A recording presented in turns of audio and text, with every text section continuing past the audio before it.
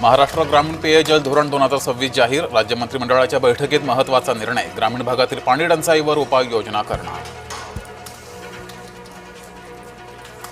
पुण्यात दिवसाआड पाणी पुरवठा. पाणी टंचाईच्या पार्श्वभूमीवर महापालिकेचा निर्णय. खडकवासला धरण साखळीत केवळ 4.31 टीएमसी पाणीसाठा. येवला, मनमाड, नांदगावमधील महायुतीचे नगरसेवक मुंबईकडे रवाना. नाशिक विधान परिषद निवडणुकीच्या पार्श्वभूमीवर महत्त्वाचा निर्णय. महाराष्ट्र पोलीस दल सुसज्ज होणार. केंद्र सरकारकडून 733.28 कोटी रुपयांची योजना मंजूर. मुख्यमंत्री देवेंद्र फडणवीसांनी एक्स पोस्ट करत दिली माहिती. राज्यात 20 जून नंतर मान्सून सक्रिय होणार. प्रशांत महासागरात एल निनो सक्रिय झाल्याचा परिणाम.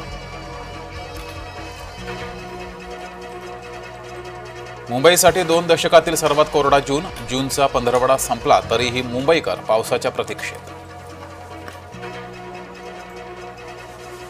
चंद्रपुरात पुन्हा धानोरकर गट आणि वडेट्टीवार गटात घमासान. वडेट्टीवार गटाच्या गटनेत्याला हटवण्याची धानोरकरांच्या गटाची मागणी.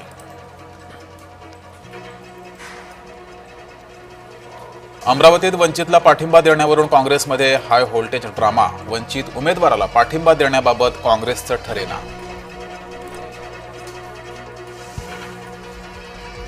उभाठा सोडलेल्यांना पश्चाताप होईल. ऑपरेशन टायगरच्या पार्श्वभूमीवर ठाकरेंचं वक्तव्य.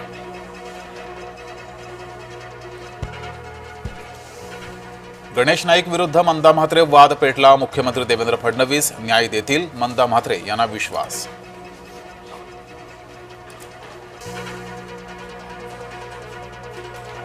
पांढऱ्या पट्ट्यांविरोधात आंदोलन करणं मनसैनिकांना भोवलं. सरकारी आदेशाचं उल्लंघन केल्याप्रकरणी मनसैनिकांवर गुन्हे. ठाकरे गटाचे नगरसेवक दीपक सावंत यांचं कुणबी जात प्रमाणपत्र अवैध. रत्नागिरीत जात प्रमाणपत्र पडताळणी समितीचा महत्त्वपूर्ण निर्णय. नागपुरात कॉक्रोच जनता पार्टीचा एल्गार. केंद्रीय शिक्षण मंत्र्यांनी राजीनामा देण्याची मागणी. कोळी महादेव समाज आक्रमक. जात वैधता प्रमाणपत्र प्रक्रिया सुलभ करण्याची मागणी. रायगड, अकोला, धुळे, हिंगोलीत आंदोलन.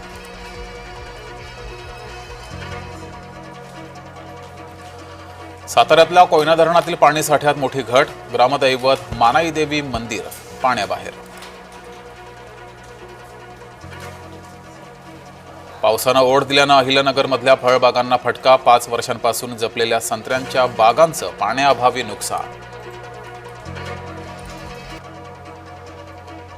चारित्र्याच्या संशयातून नेरूळमध्ये दुहेरी हत्याकांड.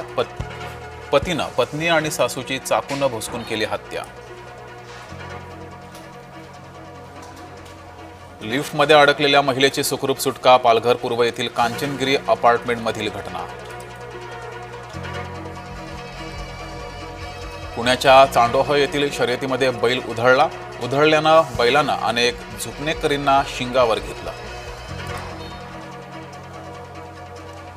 भीमाशंकर मंदिरात व्हीआयपी दर्शन बंद. ऑनलाईन बुकिंग शिवाय दर्शन मिळणार नाही. व्हीआयपी आणि सामान्य भाविकांसाठी एकच नियम.